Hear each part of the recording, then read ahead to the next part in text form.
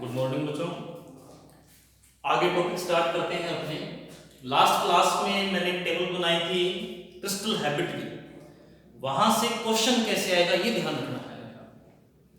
प्रश्न सीधा आएगा, आपको बताना पड़ेगा कि चतुष्फलकीय मात्रक कोष्ठिका के पैरामीटर बताओ।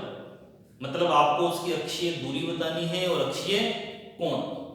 जैसे सिंपल प्रश्न आ जाएगा, घनीय मात्रक कोष्ठिका के पैरामीटर बताओ। तो घनीय मात्रक कोष्ठिका में अक्षीय दूरियां क्या थी?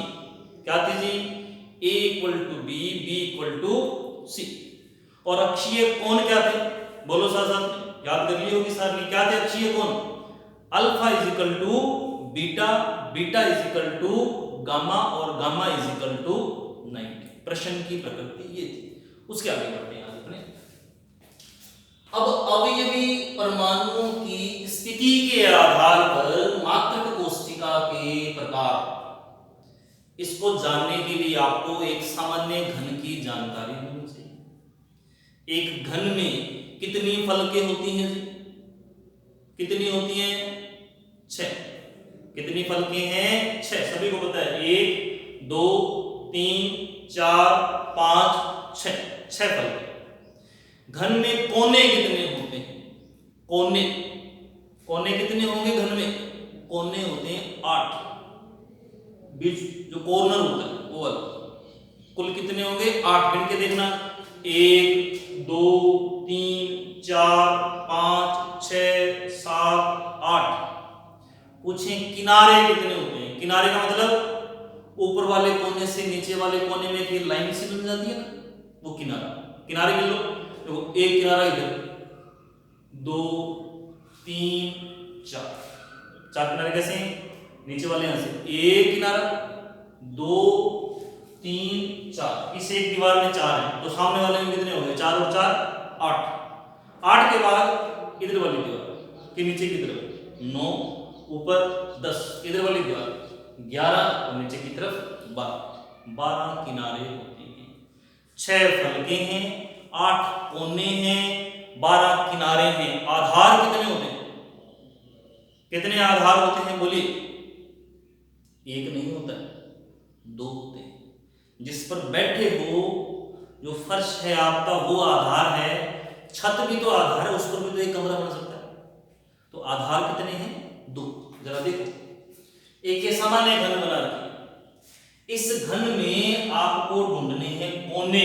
मैंने बना रखे हैं 1 2 3 4 5 6 7 8। कोने कितने हैं? 8। कोने कितने? 8। फलक ध्यान से देखना, फलक 1 दिख रही है, 2 देखिए, 2, ये तीसरी, ये 4 नंबर, 4 फलकें।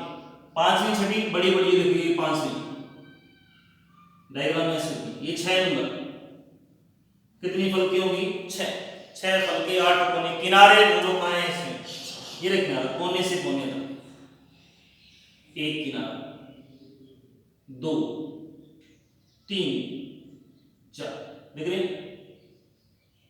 5 6 7 8 9 10 11 12। मैं पे बैठ के आराम से गिनना, कोने कितने, किनारे कितने, फलके कितने, आधार कितने। अब देखिए, बता रहा हूं मैं कि अवयवी परमाणु की स्थिति के आधार पर मात्रक कोष्ठिका के प्रकार 4 प्रकार हैं। में से पहला है सरल घनीय मात्रक कोष्ठिका। शुद्ध हिंदी में ऐसे कह सकते हैं, आद्य, सरल, साधारण, पुराना, प्रिमिटिव। आद्य, आद्य घनीय मात्रक कोष्ठिका भी कह सकते हैं। ठीक है जी। इंग्लिश में बोले तो primitive cubic unit cell, primitive. Hindi में अगर बोले सरल घनीय मात्रक कोष्ठिका किसे कहते हैं? किसे कहते हैं? जब मात्रक कोष्ठिका में जो परमाणु हैं, जो अवयवी कण हैं, जिसे अपने बिंदुओं से दर्शाएंगे, कहां पाए जाएं? घन के कोनों पर। कहां पाए जाते हैं? अवयवी कण कहां पर हैं? घन के कोनों पर, 8 कोने, प्रत्येक पर एक एक परमाणु लगा रखा है मैंने। तो इस प्रकार की मात्रक कोष्टिका क्या कहलाती है? सरल घनीय मात्रक कोष्टिका। वह मात्रक कोष्टिका जिसमें अवयवी कण कहां पाए जाते हैं? जोर से बोलो, कहां पाए जाते हैं? घन के कोनों पर। उस मात्रक कोष्टिका को क्या कहते हैं जी? सरल घनीय मात्रक कोष्टिका। ये डायग्राम के साथ आराम से बना लेना। 2 नंबर, काय केंद्रित घनीय मात्रक कोष्टिका। काय, काय मतलब अपनी काया, काय काया, शरीर, बॉडी, बॉडी, सेंट्रेड केंद्रित, केंद्र सेंटर, घन क्यूब, तो इंग्लिश में नाम क्या बन गया? Body centred cubic unit cell structure, BCC. क्या बोलते हैं? बीसीसी। किताबों में बार बार लिखा मिलेगा अपने को बीसीसी। ठीक है जी, इंग्लिश में नाम तो क्या बन गया? बीसीसी। नाम स्पष्ट है, देखो, काय केंद्रित घनीय मात्रक कोष्टिका। घनीय मात्रक कोष्टिका ये क्या? घनीय, सरल घनीय। यहां कैसे थे परमाणु? घन के कोनों पर। कहां थे? घन के कोनों पर। और कहां पर होंगे? काय के केंद्र पर, काय के केंद्र पर। तो ये काय, ये इसका केंद्र। जब अवयवी कण कोनों पर प्लस कहां पाए जाए? घन के केंद्र में, तो ऐसी मात्रक कोष्टिका को क्या कहते हैं? काय केंद्रित घनीय मात्रक कोष्टिका। वह मात्रक कोष्टिका जिसमें अवयवी कण कहां पाए जाते हैं? घन के कोनों के साथ साथ, कहां पर? घन के कोनों के साथ साथ घन के केंद्र पर पाए जाते हैं। तो ऐसी मात्रक कोष्टिका क्या कहलाती है? काय केंद्रित घनीय मात्रक कोष्टिका, बीसीसी। ये डायग्राम। अब तीसरा देखो, फलक केंद्रित। फलक को क्या कहते हैं इंग्लिश में? क्या कहते हैं फलक को? फेस। क्या कहते हैं? फेस। केंद्र सेंटर, सी। घन क्यूब, सी। क्या बन गया? एफसीसी। क्या बन गया? FCC. Face centred cubic unit cell. English नाम ध्यान रखने हैं, एफसीसी। परिभाषा क्या बनेगी? देखो, फलक केंद्रित हटा दिया, पीछे क्या बैठा है? घनीय मात्रक कोष्टिका। क्या मतलब क्या था इसका? अभी कण कहां हुए? कहां हुए? घन के कोनों पर। कहां थे? घन के कोनों पर तो है ही है। और कहां पर है? फलक के केंद्र पे। और कहां पर है? फलक के केंद्र पे। ध्यान से देखो, कोनों पर तो मैंने पहले से लगा रखे हैं। फलक का केंद्र ध्यान से देखिएगा, ये फलक, इसका केंद्र आपका अंदाजा कहीं लगा दो, यहां यहां यहां यहां, कोशिश करो लगभग सेंटर हो। इसका सेंटर लगभग है 1, 6 फलकें होती हैं, 1 2, ये तीसरी फलक, ये 4 नंबर फलक, ये 5 नंबर बड़ी सारी। अब आपको लग रहा होगा इसका सेंटर तो यहाँ आ रहा है, थोड़ा इधर दो ताकि उसके ऊपर ही बना देंगे, दिखेगा नहीं, अपने को समझ ही नहीं आने वाला।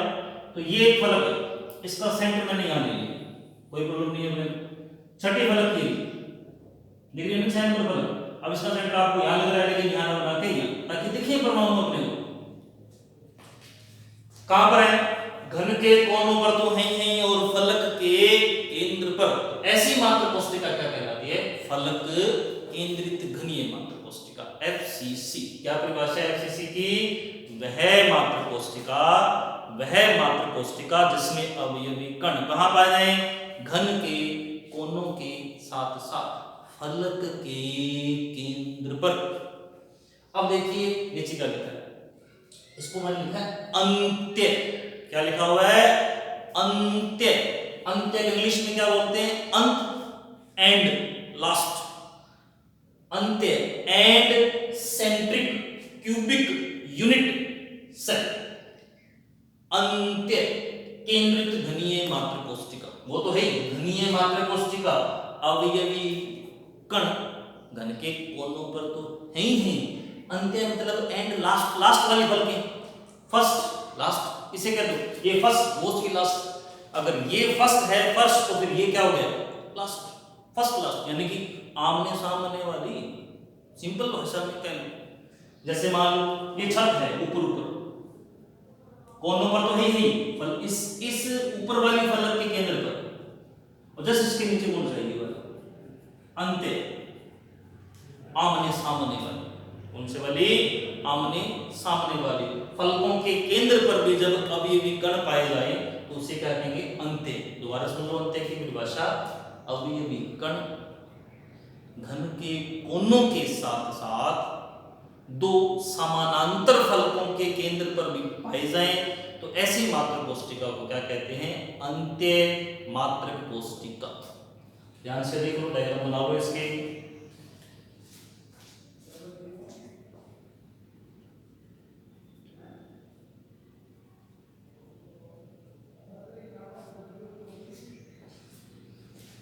हाँ जी, स्क्रीनशॉट ले लेकर और आराम से नोट कर लेना। अब इसमें एक बड़ा इंपॉर्टेंट पॉइंट आ रहा है, ठीक है? इन्हीं पर है, ध्यान से सुनिएगा, समझिए, इन चारों की बात करें। पॉइंट का नाम है, इन्हीं से रिलेटेड है, योगदान। क्या बोलते हैं? योगदान। या मैं कह सकता हूं अवयवी कणों की संख्या। योगदान कह लो या फिर क्या कह लो? अवयवी कणों की संख्या। परमाणुओं की संख्या भी कह सकते हो, योगदान कह सकते हो, अवयवी कणों की संख्या कह सकते हो, या फिर क्या कह सकते हो? परमाणुओं की संख्या। अब मैं अगर आपसे पूछूं कि सरल घनीय मात्रक कोष्टिका में कितने परमाणु हैं? कितने दिख रहे हैं? कितने दिख रहे हैं? 8। सारों को 8 दिख रहे हैं, पर 8 हैं। इसी में अंतर। कैसे? देखो, अगर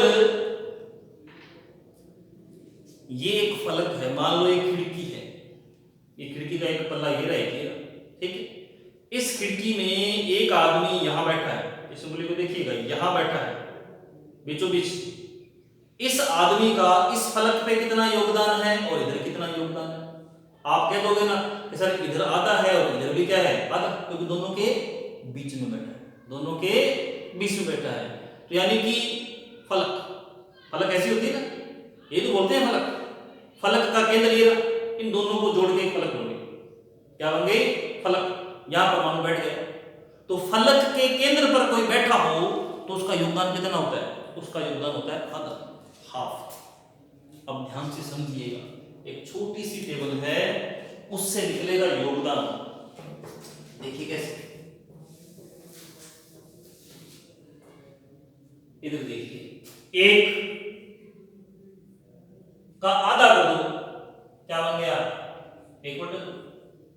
इसका और आधा कर दो, क्या बन जाएगा? क्या बन जाएगा?